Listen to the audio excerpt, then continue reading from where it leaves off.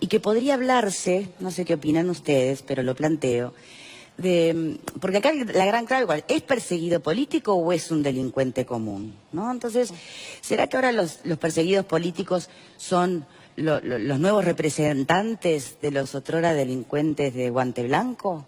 ¿A qué estamos asistiendo en realidad en América Latina? Y el instituto que existe en Iberoamérica, no en otros países, y estamos todos muy llamados a protegerlo, que es el del asilo diplomático, al lugar en este caso, qué implica o qué desafío supone para las relaciones internacionales de Uruguay y Perú, pero además como antecedente también para otros casos que están en plena investigación además de la justicia, ¿no? ¿No le llama la atención que uno escucha en el tape al expresidente Alan García asumir cómodamente que está dispuesto a enfrentar los cargos ¿no? que se le imputan? ¿Condice eso con un pedido de asilo después? ¿Por qué no espera y enfrenta la justicia como dijo en primer término? Eso por un lado. Por otro lado, ¿son los perseguidos políticos hoy los delincuentes de guante blanco? Sobre todo pensando en los antecedentes de Alan García, ¿no? No es la primera vez que para evadir un juicio en su país se va, ¿no? Sucedió luego de su primer gobierno pidiendo asilo en Colombia y luego finalmente yéndose a vivir a Francia. Entonces yo creo que allí un poco la estrategia, que si uno repasa esa historia, la estrategia parece volver a ser la misma. Creo que lo que no ha tenido en cuenta es que los tiempos han cambiado, ¿no? Y haciendo un poquito de referencia a lo que decía Alejandro, también los tiempos han cambiado en cuanto a quiénes son los perseguidos, porque de algún modo el escándalo del que estamos hablando salpica a todos los partidos políticos, salpica a la derecha, salpica a la izquierda, son más de 10 los gobiernos que están salpicados de distintas banderas, y entonces ya no aplica aquello de, bueno, está perseguido por sus ideas. Acá parece que la persecución mayor está en el tema corrupción y, bueno, estos empresarios que en realidad colaborando con la justicia, no ha quedado a quien no ha nombrado. Sin embargo, ¿está tan claro que una cosa es corrupción y otra persecución política? ¿O están las arenas bien mezcladas, incluyendo nuestro propio país? Yo creo que se intentan mezclar las arenas, ¿no? A ver, ¿qué pensás, Graciano? Verónica hacía referencia a los antecedentes de Alan García en esta materia, siempre tratando de determinar a justicia cuando es acusado de corrupción. Pero hay que agregar otro antecedente, y es el que tiene que ver con el propio Perú en el caso Odebrecht. No nos olvidemos que el propio presidente electo democráticamente del Perú, el señor Pedro Pablo Kuczynski, tuvo que renunciar acosado justamente por las denuncias de corrupción en este caso. El presidente de la República. La hija del dictador Fujimori, Keiko Fujimori, diputada, también está acusada de recibir soborno. Por lo tanto, el caso de Alan García se enmarca en este capítulo que ha salpicado a toda América Latina.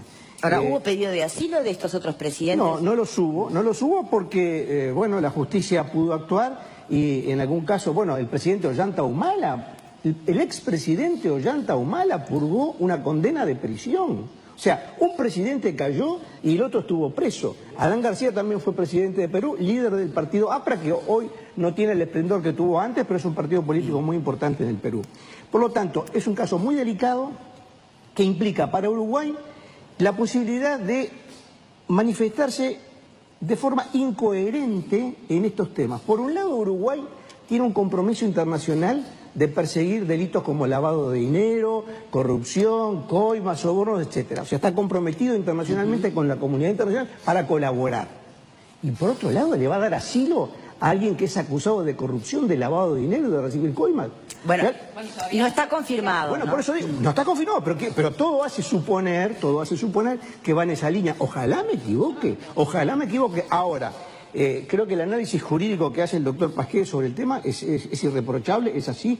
Uruguay es el país asilante, es el único que puede calificar si el pedido de asilo es procedente o no. No corresponde a otro país o a otro fuero que no sea el uruguayo. Ahora, si Uruguay realmente, como da la impresión, escuchando las primeras declaraciones, que se va a encaminar en ese sentido, primero va a quedar en contradicción con su propia política en esta materia. Segundo, se va a comprar un problema a menos político. que entienda, no tiene por qué quedar en contradicción, a menos que entienda que sí es un perseguido político. Pero es que no hay ningún elemento concreto, de hecho, que pueda justificar una interpretación de ese tipo. No hay nada que permita sustentar una persecución de tipo político. Por lo tanto, no solamente se apartaría de su compromiso internacional, se compraría un problema político serio con Perú, e indirectamente también con Brasil, porque Brasil también está interesado en que este pasado oprobioso, lleno de coimas, de corrupción, tenga un fin y que cada uno asume la responsabilidad que tiene que tener.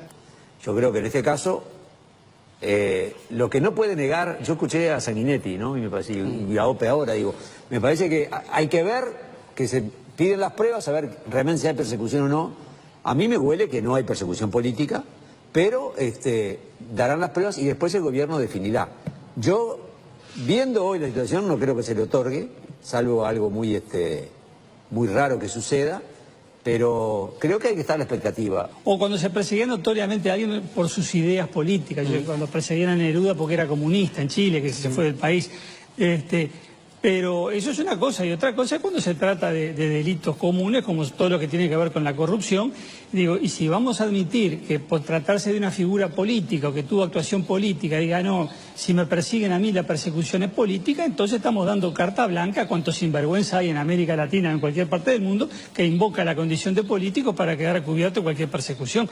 Ese claramente no es el criterio.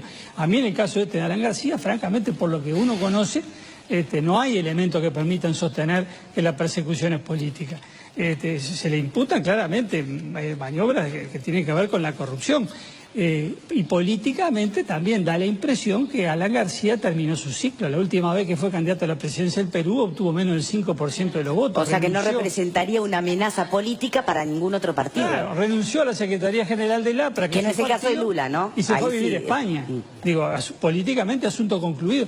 Y cuando él vuelve a Perú y declara y se entera de que el juez dispuso que no puede salir del país por 18 meses, lo que él dice es que acepta la decisión judicial y que no lo perjudica en nada, que él durante 18 meses va a trabajar con el APRA, etcétera. O sea, ni siquiera apela a la decisión judicial, lo cual indica una conformidad que hace muy poco creíble el alegato formulado pocas horas después de que lo persiguen políticamente. Bien, recordemos que está investigado por presunto lavado de activos y colusión agravada en perjuicio del Estado peruano. Supongamos que Alan García hubiera cometido un homicidio, hubiera hecho un desfalco bancario, hubiera cometido una gran estafa.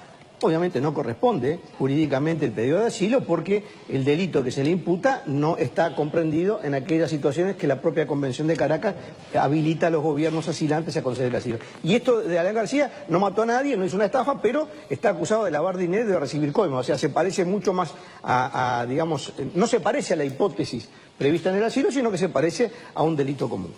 Alan García dijo, yo estoy dispuesto a aceptar los 18 meses de permanecer, no sé cuánto, y al otro día se mete en una embajada. Digo, hermano, en Brasil estás...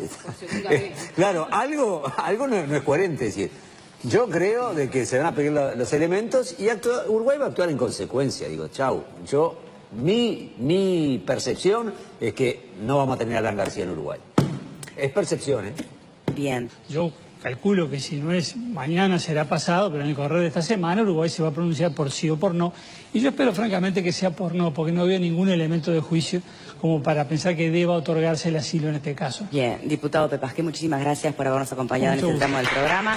Y también esperan que no, a ver qué porcentaje de televidentes, un 88% también está esperando que no, que finalmente Uruguay no dé el asilo diplomático al expresidente de Perú.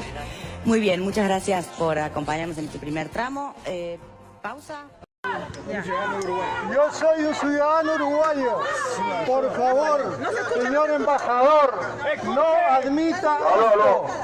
Soy un ciudadano uruguayo que está indignado por lo que está ocurriendo en este momento. Yo creo que este es un país libre, democrático, y lo que hay es un problema judicial.